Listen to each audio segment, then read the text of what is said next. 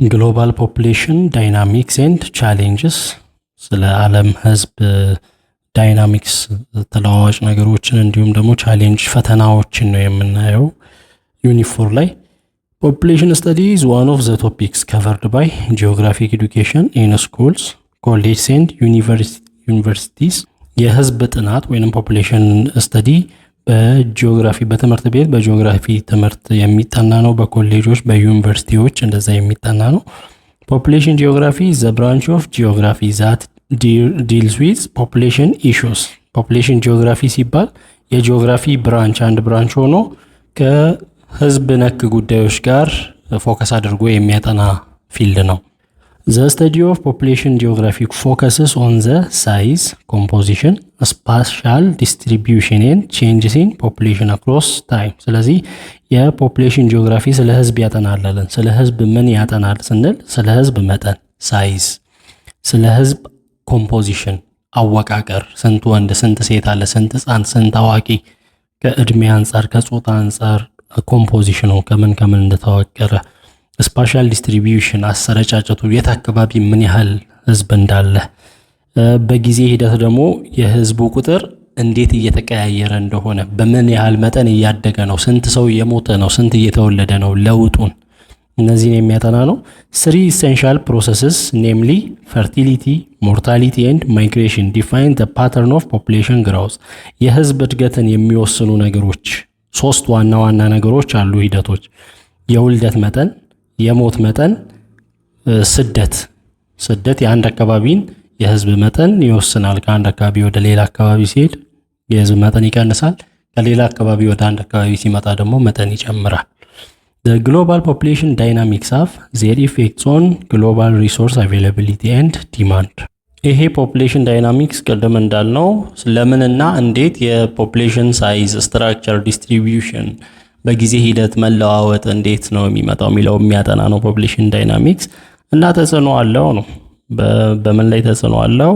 በአለማችን ላይ ያለው ሀብት ምን ያህል ነው እና ያ ሀብት ምን ያህል አቬሌብል ነው ወይንም አለ እና ምን ያህል ፍላጎት አለ ለዛ ሀብት የሚለውን ተጽዕኖ ያጠናል። The rapid increase in population over the last few decades has put significant strain on the worldwide ecosystem.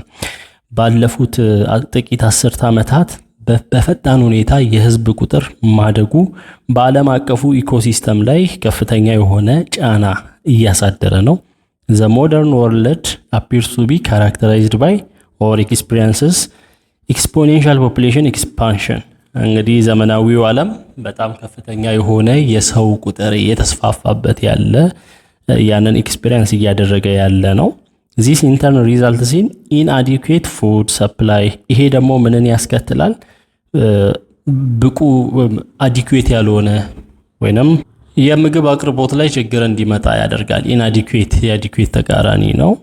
ምቹ እንዳይሆን ያደርጋል። የምግብ አቅርቦት ብዙ ህዝብ ስለሚሆን insufficient supply of non renewable resources የማይተኩ ሀብቶች አሉ። ሪኒዌብል የሚተኩ አሉ። ለምሳሌ ደን ዛፍ ቢቆረጥ ዛፍ ያድጋል፣ ይበቅላል። ነዳጅ ቢያልቅ ወይንም ወርቅ ተቆፍሮ ቢወጣ ግን አይመለስም። non renewable ሪሶርሶች ኢንሰፊሽንት እንዲሆኑ መጠናቸው እንዲያንስ ያደርጋል። ኦቨር ኤክስፕሎይቴሽን ኦፍ ሪኒዌብል ሪሶርስስ የሚተኩ ሪሶርሶች ራሳቸው በጣም እንዲበዘበዙ ይሆናል። የህዝብ ቁጥር ሲበዛ ደኖች ይመነጠራሉ። ለግብርና የተይዞ የነበሩ ቦታዎች እየተመናመኑ ይሄዳሉ። እንደዚህ የሚተኩ እቃዎች ራሱ ሀብቶች ራሱ ከመጠን በላይ ኦቨር ኤክስፕሎይት ይደረጋሉ። ኢንቫይሮንመንታል ዲግራዴሽን አካባቢው ይመናመናል። አሁን እንዳልኳችሁ መሬት ይመናመናል።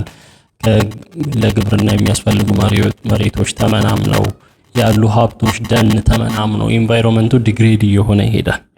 Population geographers have focused their attention on the study of population growth patterns and international migration in response to the imbalanced link between the pace of population expansion and socio-economic progress. እንግዲህ population geographers እዛ ላይ የሚያጠኑ population geography የሚያጠኑ ሰዎች ትኩረታቸውን ያደረጉት የሰው ቁጥር የሚያድግበትን ፓተርን በምን ያህል መጠን እያደገ ነው እንዲሁም የስደትን መጠን ያንን እያጠኑ ነው። ከምን ጋር እያይዘው ምን ያህል እየተስፋፋ ነው፣ ሶሺዮ ኢኮኖሚክ ፕሮግረስ ላይ ያለው ሊንክ ምንድን ነው፣ ኢምባላንስ መሆኑ አለመመጣጠኑን እያጠኑ ነው። አስ ኤ ሪዛልት ዚስ ሌሰን ከቨርስ ቦዝ ፖፑሌሽን ግሮዝ ትሬንድስ ኤንድ ሰም ኦፍ ዘ ኢሹስ ዛት ካም ዊዝ ኤ ሃይ ሂውማን ፖፑሌሽን ኢንክሪዝ።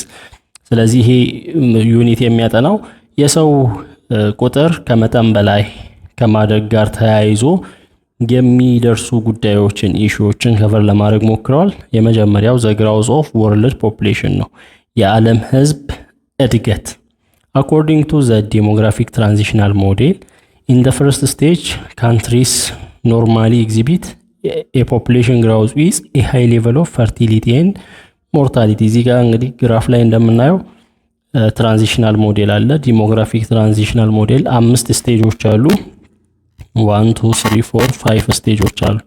የመጀመሪያው ስቴጅ ላይ እንግዲህ እዚህ ጋር ዋይ አክሲስ ላይ በምናይበት ጊዜ ያለው በርዝ ኤንድ ዴዝ ሬት የሞትና የውልደት መጠን ነው እና ቁጥሮች አሉ 10 20 እያለ ይሄ ፐር 1000 ፒፕል ፐር ይር በአመት ከ1000 ሰው ምን ያህል ሰው ይሞታል፣ ምን ያህል ይወለዳል ነው። እዚህ ጋር ተመልከቱ። የሚሞተው እዚህ አካባቢ ስናይ የሚሞተው እና የሚወለደው ተቀራራቢ ነው ሁለቱም ግራፍ። ይሄ ስቴጅ 1 ላይ ያለው ነው። ስቴጅ 1 ላይ ይሄን እስከዚህ ድረስ ነው ስቴጅ 1። በርዝ ሬትም ሃይ ነው፣ ዴዝ ሬትም ሃይ ነው። ወደ 40 አካባቢ ነው።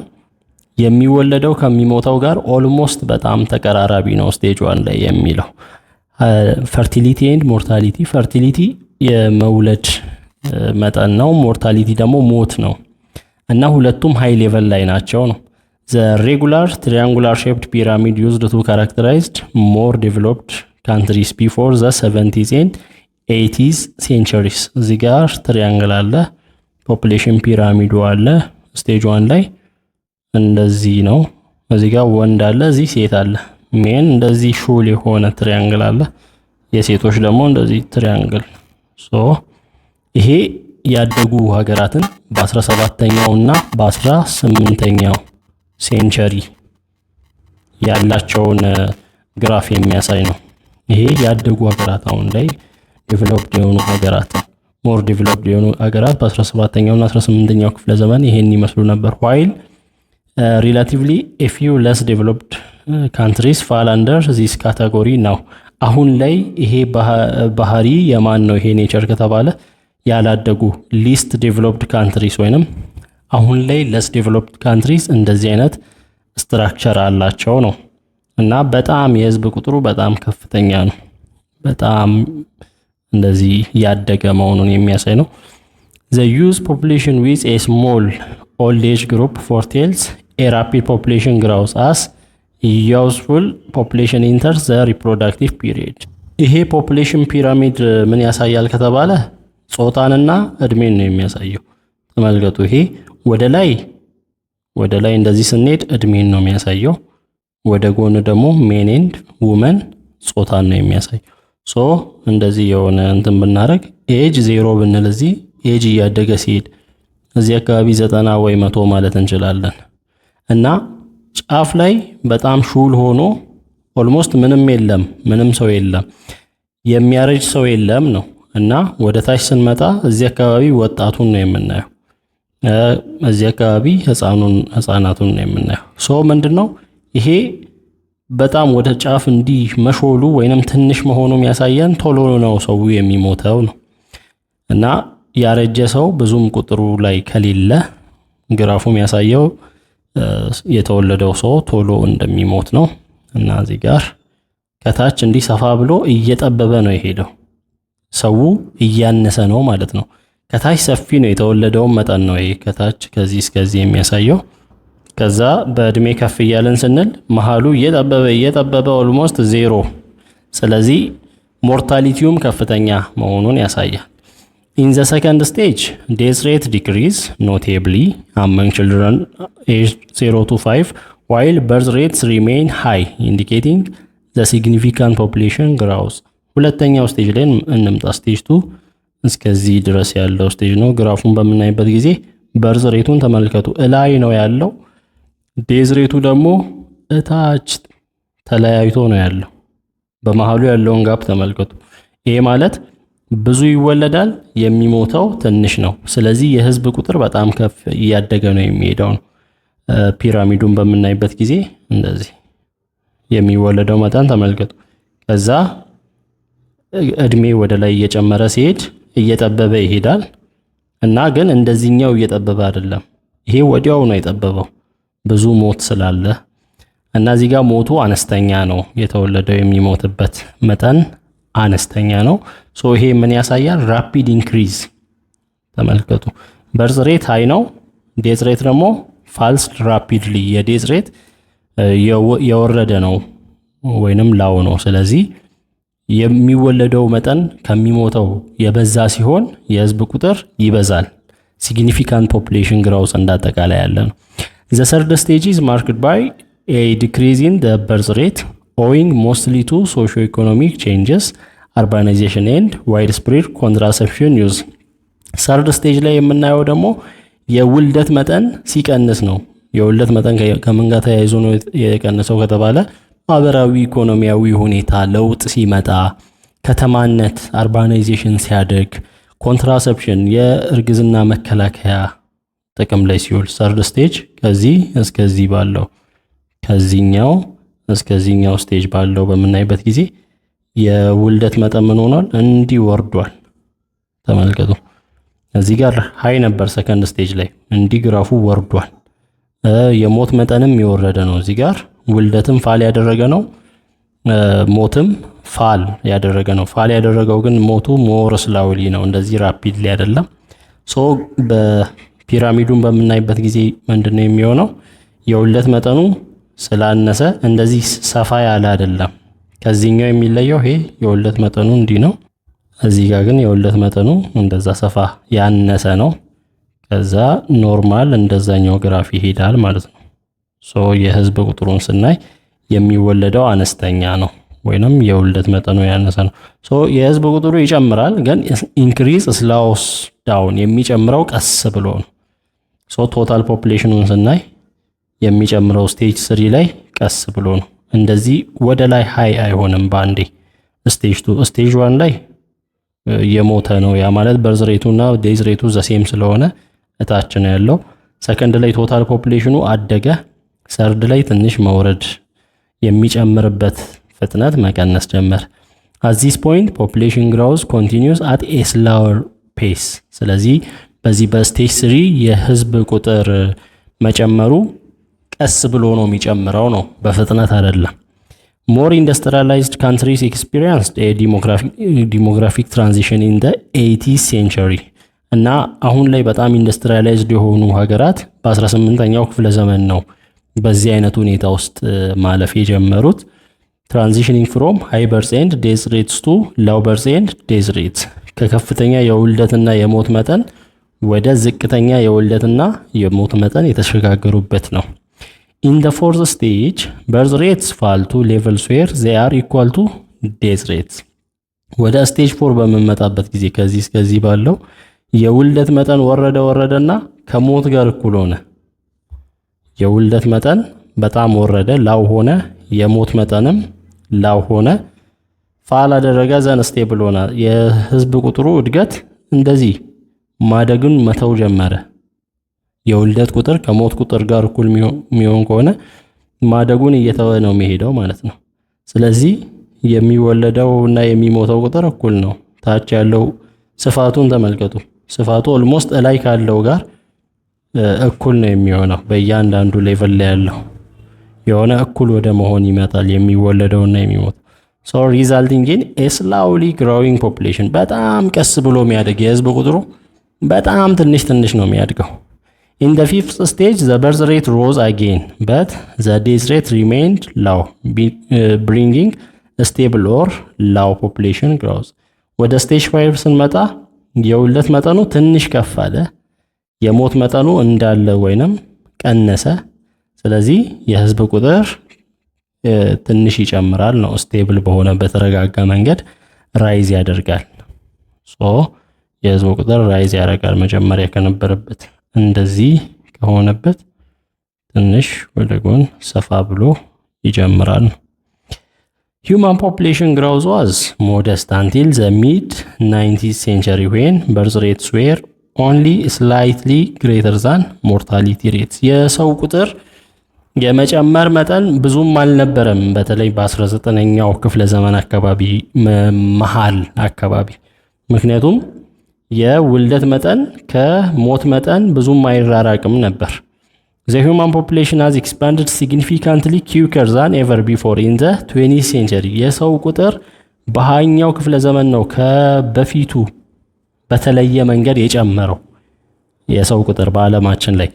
The majority of developed countries began the 20th century in the third stage of the model, with dropping fertility and ended it in the fourth. እና አብዛኞቹ ያደጉ ሀገራት ዴቨሎፕድ የሆኑ ሀገራት 20ኛ ክፍለ ዘመናቸውን የጀመሩት 20ኛ ክፍለ ዘመን ማለት ከ1900 እስከ 1999 ያለው ነው። 20ኛው ክፍለ ዘመን የሚባለው 20ኛ ክፍለ ዘመናቸውን የጀመሩት ሰርድ ስቴጅን ጨርሰው ወደ ፎርዝ ስቴጅ ነው የገቡት። እና ሰርድ ስቴጅ ምንድነው የሚያሳየው? የውልደት መጠን ያነሰበት እንደዛ ነው የሚያሳየው። ድሮፒንግ ፈርቲሊቲ የውልደት መጠን ያነሰበት ነው የቀነሰበት ነው። ባደጉት ሀገራት እንደዛ ነው። less developed countries began the century in the first stage, progress to the second stage by the middle of the century. ያላደጉ ሀገራትስ ወይንም less developed የሆኑ ሀገራትስ? ያደጉ ሀገራት 20ኛውን ክፍለ ዘመን ሰርድ ስቴጅ ላይ ጀመሩት ብለናል። ያላደጉት ሀገራት ግን 20ኛውን ክፍለ ዘመን የተቀበሉት በፈረስት ስቴጅ ነው። ከዛ ወደ ሰከንድ ስቴጅ ገቡ። ፈረስት ስቴጅ ብዙ ውልደትና ሞት ያለበት ነው። ሰከንድ ስቴጅ ግን ውልደቱ የሚበዛበት የህዝብ ቁጥር የሚጨምርበት። and by the last few decades had entered the period of declining fertility. አሁን ያላደጉ ሀገራት ያለፉትን 10 ዓመታት ሲጠና የውልደት መጠን ወደ መቀነስ ወደዛ ስቴጅ ገብተዋል። the graph depicts the world population number and annual growth rate. ይሄ ግራፍ የሚያሳየው ፊገር 4.2 የዓለምን የህዝብ መጠን እንዲሁም በየአመቱ ምን ያህል ይጨምራል የሚለውን ግራውዝ ሬት ነው የሚያሳየው። እዚህ ጋር በቀኝ በኩል ያለው ይሄ ራይት አክሲስ የሚያሳየው ቶታል ፖፑሌሽን በቢሊዮኖች ኢን ቢሊየንስ ነው።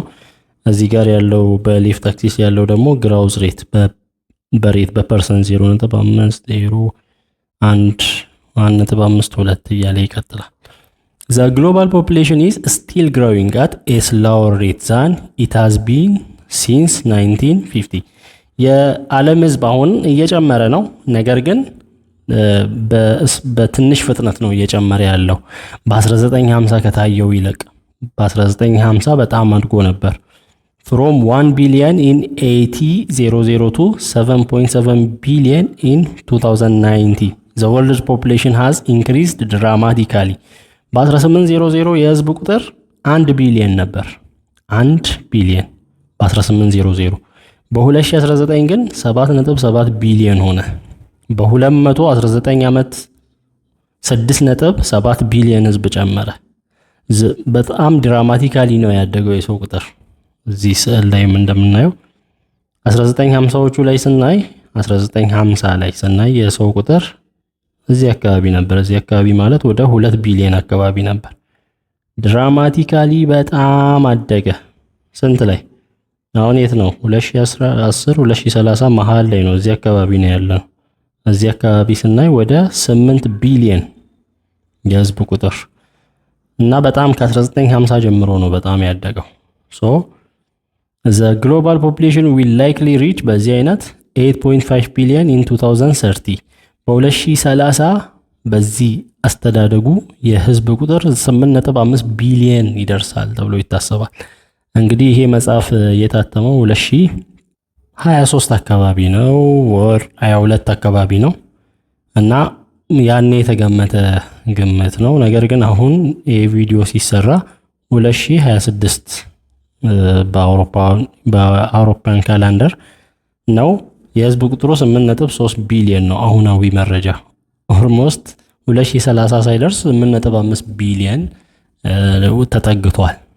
ያ ማለት አሁን ካለው ከ7.7 በ10% ይጨምራል ነው እና 9.7 ቢሊዮን in 2050 በ2050 9.7 ቢሊዮን ይደርሳል።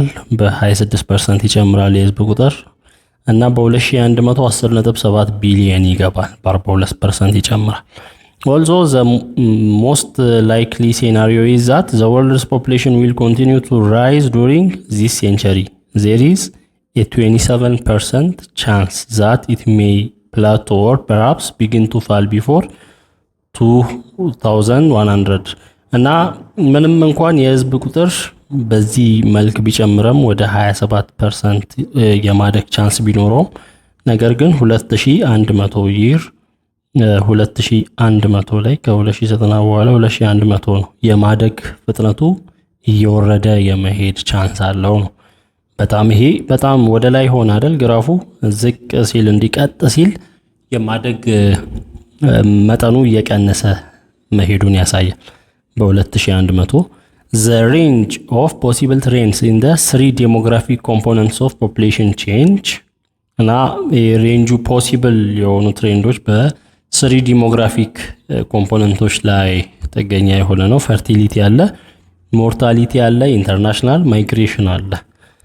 determine the level of certainty of population projections እነዚህ ሶስቱ ነገሮች የእርግጠኛነትን የሰዎች ፕሮጀክሽንን certainty level of certainty determine የሚያደርጉ የሚወስኑ ናቸው።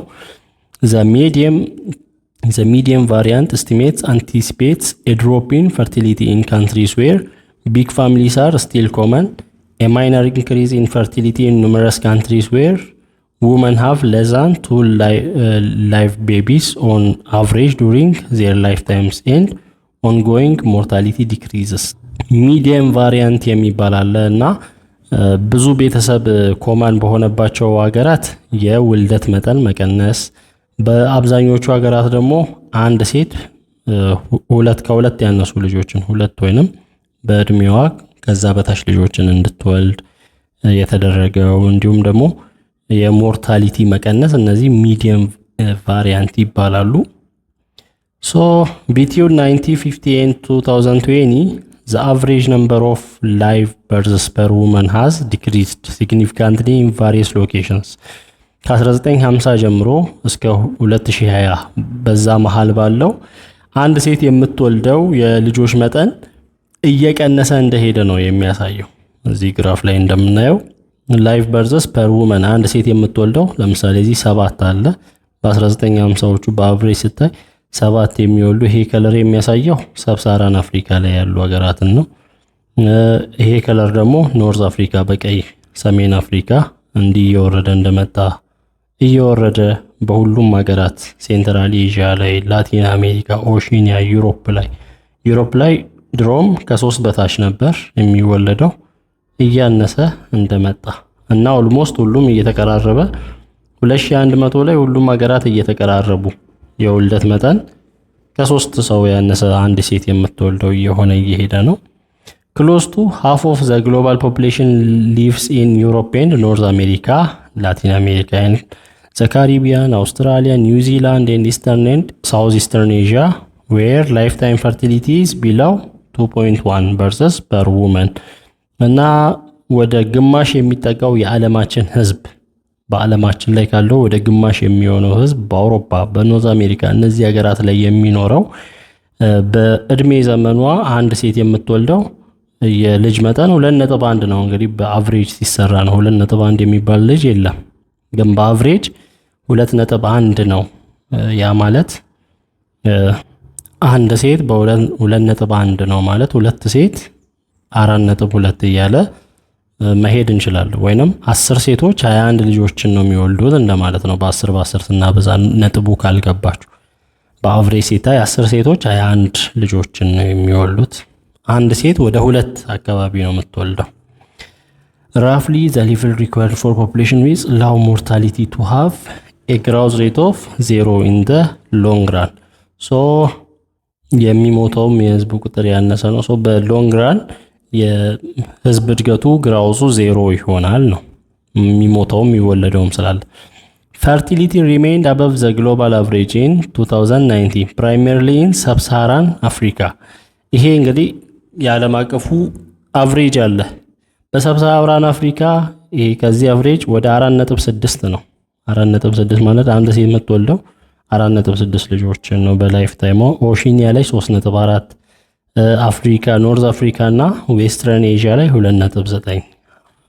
ግሎባል ፈርቲሊቲ is anticipated to decline from 2.5 live births per woman in 2090 to 2.2 in 2050 and 1.9 in 2100። የዓለም አቀፍ የመውለድ መጠን አንድ ሴት የምትወልደው በ2019 2.5 ልጅ ነው በአንድ ሴት።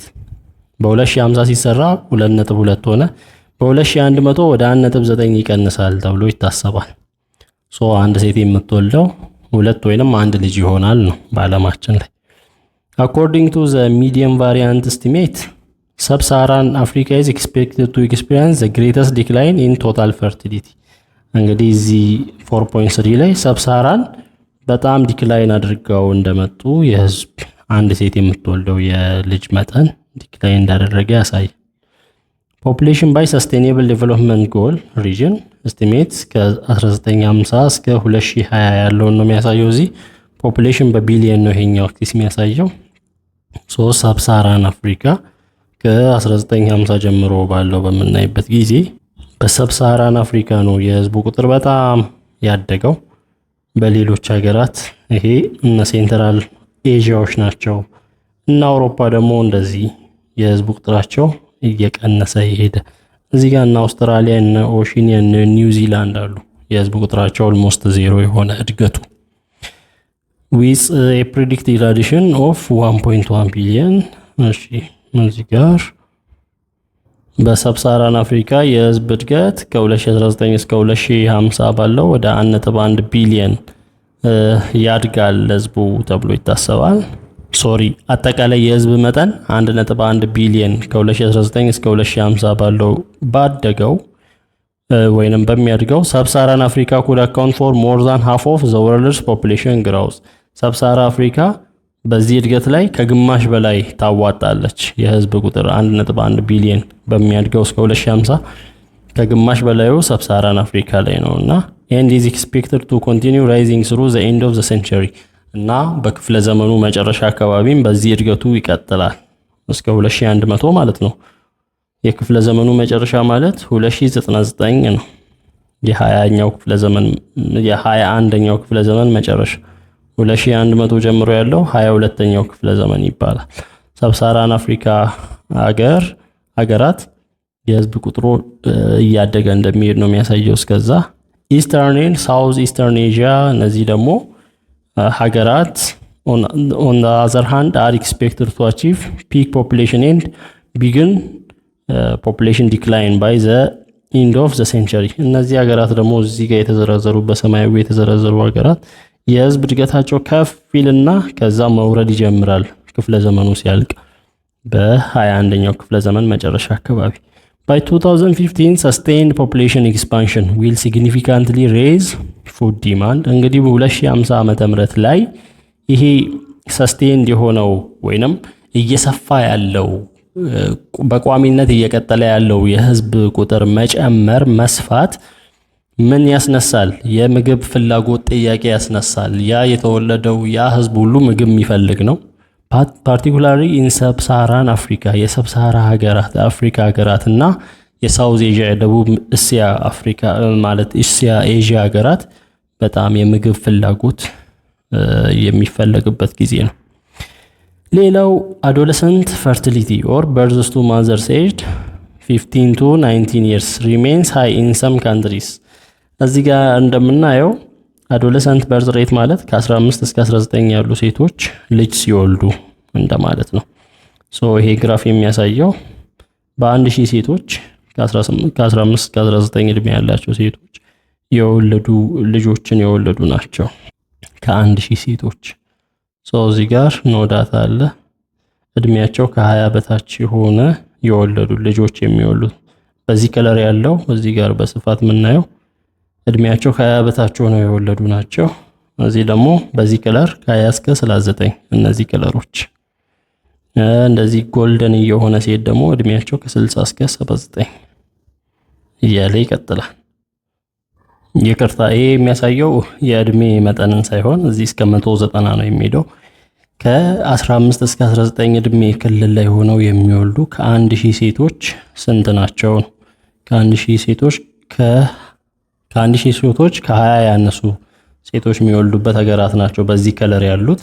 እነዚህ ከለሮች ያሉት እዚህ ጋር ከ20 እስከ 39 ከ1000 ሴቶች ከ20 እስከ 39 እድሜ ያሉት ደግሞ በዚህ ከለር ያሉት እያለ በጣም ብራውን እየሆነ ወደ ጥቁርነት እየተቀየረ ሲሄድ በተለይ አፍሪካ ላይ ነው ይሄ ከ100 እስከ 119 ሴቶች ከ1000 ሴቶች 100 የሚሆኑ ሴቶች ይወልዳሉ። በጣም ብራውን ሲሆን ደግሞ 120 እስከ 190 ሴቶች ከ1000 ሴቶች እድሜያቸው ከ15 እስከ 19 ባለው ክልል ነው የሚወልዱት ነው። እና በአንዳንድ ሀገራት ሪሜንስ ሃይ ሆኖ ይቆያል ዳርከር ብራውን ከለር ያለው ኢንክሉዲንግ ሴቨራል ኢን ሰብሳራን አፍሪካ። ይሄ በተለይ ሃይ የሚሆነው እዚህ አካባቢ ሰብሳራን አፍሪካ አካባቢ ላይ እድሜያቸው ከ15 እስከ 19 ያሉ ልጆች ሴት ልጆች የሚወልዱት። በላቲን አሜሪካ በካሪቢያን እነዚህ ግራፉ ላይ እንደምናየው adolescent fertility can have negative health and social effects for both young mothers and their children። ይሄ adolescent fertility ከ15 እስከ 19 እድሜ ላይ ሆነው የሚወልዱት ኔጌቲቭ የጤና ችግር ሊፈጥር የጤናም ማህበራዊ ቀውስም ያመጣል። በተለይ ልጆቹ ገና ያንግ ናቸው ሴቶቹ የሚወልዱት ያንግ ማዘርስ ላይ እንዲሁም ልጆቻቸው ላይ and it is still a major cause of maternal and child mortality እና እናት እንድትሞት ልጅ እንዲሞት ዋነኛው ምክንያትም ነው ይሄ ያለ እድሜ መውለድ በዚህ እድሜ ክልል ላይ መውለድ።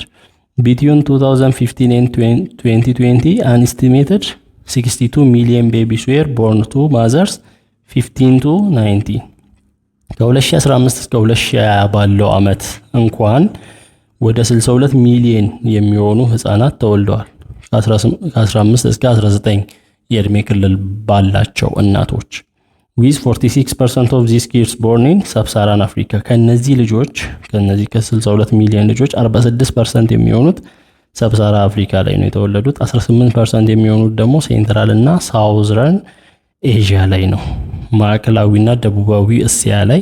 14% የሚሆኑት ደግሞ ላቲን አሜሪካ እና ካሪቢያን ላይ ነው የተወለዱት። ኢንዲያ፣ ናይጄሪያ እነዚህ ሀገራት ምንድናቸው? we'll see the highest population increases between 2019 and 2050 ከ2019 እስከ 2050 ባለው ከፍተኛ የህዝብ ቁጥር የሚታይባቸው ሀገራት ናቸው። ኢንዲያ በአንደኛ ደረጃ፣ ናይጄሪያ፣ ፓኪስታን፣ ዲሞክራቲክ ሪፐብሊክ ኦፍ ኮንጎ፣ ኢትዮጵያ እያለ ይቀጥላል። አሁን ይህን ቪዲዮ በመሰራበት ሰዓት መረጃው እንደሚያሳየው ከሆነ ኢትዮጵያ ከዓለም 10ኛ ደረጃ ላይ 137 ሚሊዮን ህዝብ ይዛ 10ኛ ደረጃ ላይ ትገኛለች። ኢንዲያ ደግሞ አንደኛ ደረጃ ላይ ትገኛለች 1.47 ቢሊዮን ህዝብን በመያዝ። እነዚህ እነ ታንዛኒያ፣ ኢጂፕት፣ ዩናይትድ ስቴትስ ኦፍ አሜሪካ እያለ ከፍተኛ የህዝብ ቁጥር የሚጨምርባቸው ናቸው እስከ 2050 ባለው። India is expected to surpass China as the world's most populated country in around 2027። እዚህ ጋር የገመተው እንግዲህ የመጽሐፍ የተጻፈው 2023 አካባቢ ነው ብያቸዋለሁ። ያኔ ቻይና አንደኛ ነበረች። አሁን ግን ይሄን ቪዲዮ ተሰራ 2026 ላይ ኢንዲያ ናት አንደኛ። 2027 ላይ ኢንዲያ በህዝብ ብዛት አንደኛ ትሆናለች ተብሎ ተገምቶ ነበር። እዚህ ጋር ስለ ፊውቸር ሲወራ ኦሬዲ ሆኗል ነው። አሁን በዓለም በህዝብ ብዛት ከቻይና አልፋ ኢንዲያ ናት አንደኛ።